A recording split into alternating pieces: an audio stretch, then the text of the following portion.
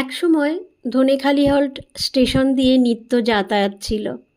তারপর অনেক ঘাটের জল খেয়ে থিতু হলাম চুঁচুড়ায়।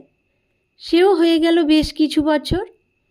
3টে ট্রেন চেঞ্জ করে ধনেখালি যাওয়া হয়ে ওঠে না আর। সরাসরি বাসে পৌঁছানোই সহজ হয়। তবে সেই সুযোগ ঘটে গেল ভোটের দিন।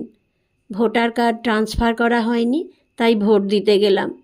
ভোটের দিন বাস থাকে না, তাই ট্রেন ধরলাম। ফেরার সময় শুনশান ধনিয়াখালি হল্ট স্টেশন দেখে মুগ্ধ হয়ে গেলাম। আকাশে কালো মেঘ, সূর্য অস্ত গেলেও আলোর রেশটা রইল অনেকক্ষণ। তারপর স্টেশনের আলোগুলো জ্বলে উঠল।